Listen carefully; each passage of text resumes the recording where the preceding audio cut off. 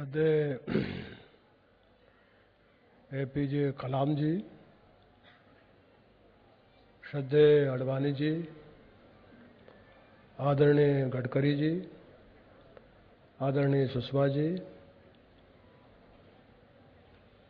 आदरणीय अरुण जेटली जी, भाई विजय गोयल जी, उपाध्याय जी, शहेश बुद्धे जी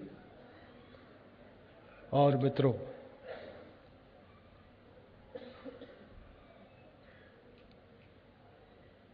जो समग्र अटल जी का काम लोगों ने हाथ में लिया है, मैं उनका अभिनंदन करता हूं।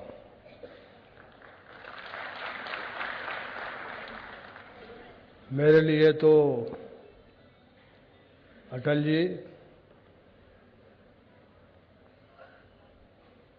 पूरे जीवन में स्नेह और प्यार से भरे रहे। मैं पहली बार जब 74 में चुनाव लड़ा तो मैं इंजीनियरिंग कॉलेज के बाद जेल चला गया था। जयप्रकाश जी ने पीपल्स कैंडिडेट करके हमको जबलपुर से खड़ा किया था और देश के अधिकांश नेताओं को पहली बार हमने अपने चुनाव क्षेत्र में देखा। अटल जी को भी पहली बार मैं चुनाव लड़ रहा था। 25 बरस 3 माह मेरी उम्र थी, तो पहली बार उनको मंच पर भाषण करते हुए देखा और ऐसा महसूस, बाद में तो उनकी आवाज में कुछ किरकिरापन आ गया था, लेकिन जब वो भाषण करते थे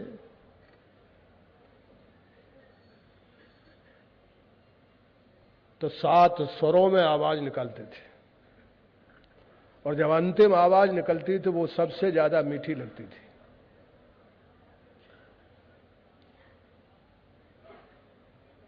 लोग जो है अटल जी की जो शैली थी उसको मानने वाले, उसकी नकल करने वाले आपको हजारों मिलेंगे। वक्ता वो होता है कि जिसकी शैली को मैंने बहुत लोगों को देखा कि उनकी शैली की में भाषण करते हुए, और मैं तो हकीकत में मेरे चुनाव क्षेत्र में वो एक दिन के लिए गए थे, लेकिन बाबूराव परांज पे एमपी रहे हैं, स्वर्गवास हो गया उनका, और जॉर्ज साहब थे, तो लोगों की वहां मांग थी कि एक दिन ये ठहर जाएंगे अटल जी। तो जबलपुर के क्षेत्र में हमेशा सारी अपोजिशन पार्टी की जमानत जब्त होती थी, तो सब लोगों ने उनसे आग्रह किया कि एक दिन आप ठहर गए और रांझी और खमरिया में यदि आपने एक मीटिंग कर दी तो पक्की तौर पर शरद यादव जीत जाएंगे। अटल जी का कहीं प्रोग्राम था, उन्होंने उसे निरस्त किया और 2 दिन मेरे चुनाव क्षेत्र में, तो मुझे तो वो उंगली पकड़ के यहां लेके आए थे और मुझे कभी याद नहीं है कि वो कभी मुझसे नाराज दिखे हों। मैं देखता था कमरे में वो चुप रहते हैं और सारे लोगों के बीच में सारे लोगों की राय जान करके वो 1 या 2 सेंटेंस बोलते थे, और मीटिंग के दौर में हो चाहे कहीं हो, यदि कोई चीज खाने की आ गई तो कोई सवाल ही नहीं है अटल जी उसका कोई स्वाद न चखे, छोड़ते ही नहीं थे। वो उनका जो सेवादार है वो यहां नहीं दिख रहा मुझको, उसे बाकायदा कहा जाता था कि इनको कम देना, लेकिन वो बुला बुला के मैंने कोई मीटिंग उनके साथ नहीं की जब कोई, और उनके यहां हर तरह की चीज का, सब तरह का सामान रहता था। और कौल आंटी ने जिस तरह से उनके जीवन को और उसके आसपास की जो झंझट है उसको दूर करते हुए मैंने उन्हें बहुत वर्षों से देखा है। श्रद्धा से मेरा मन हमेशा उनसे श्रद्धा से भरा रहता है। मैं तो लोकसभा में उंगली पकड़ के आया था और 37 बरस मुझको हो गया। अटल जी मेरे से तो बहुत पहले से थे, और जब मैं मित्रों जब आया था तो अटल जी थे, ज्योतिर्मय बसु थे, श्यामनंदन मिश्रा थे, मधुलिमय थे, मधु दंडवते थे, और बहुत एकदम हंसते गाते उठते बैठते ह्यूमर से भरे हुए पीलू मोदी थे। और वो जो पार्लियामेंट थी उसमें अटल जी का भाषण जो है वो अंत में होता था, शुरू में होता था, और वो विषय को साधारण भाषा में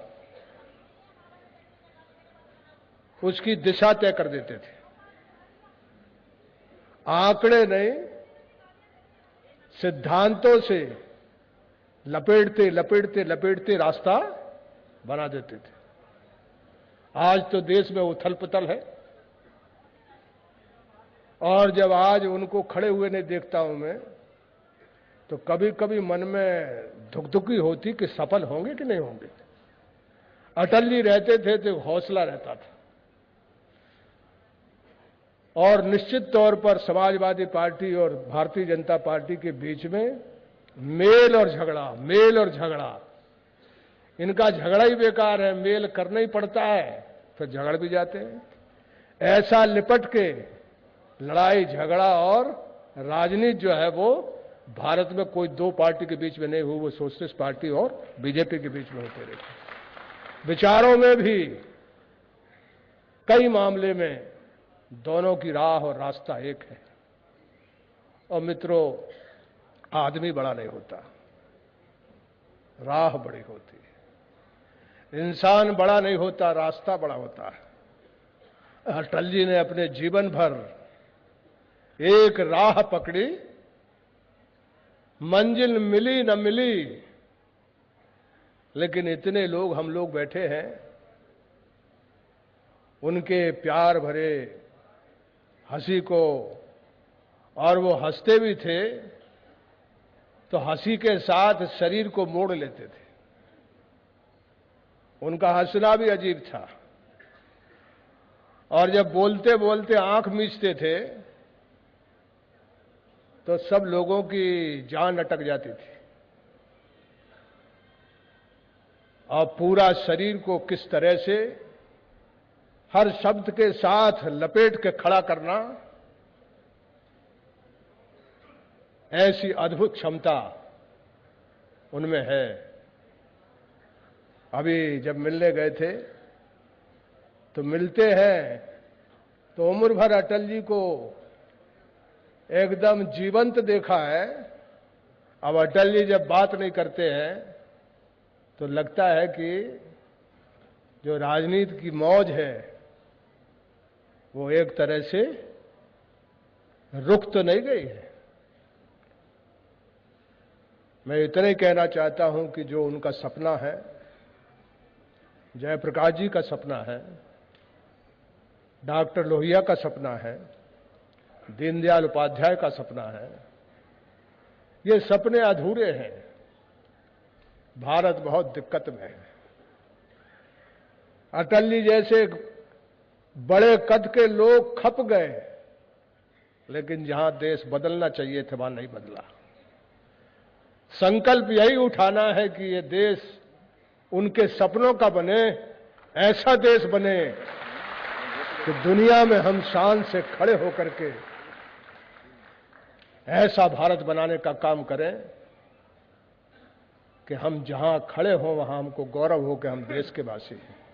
मैं इन्हीं शब्दों के साथ अटल जी दीर्घायु हों और उनके जितने काम हैं उनको समेटने का जो लोग काम कर रहे हैं, मैं उनका अभिनंदन करता हूं और उनकी भूरी भूरी प्रशंसा करता हूं कि वो नया काम, अच्छा काम कर रहे हैं और आगे इसको मजबूत करने का काम करें।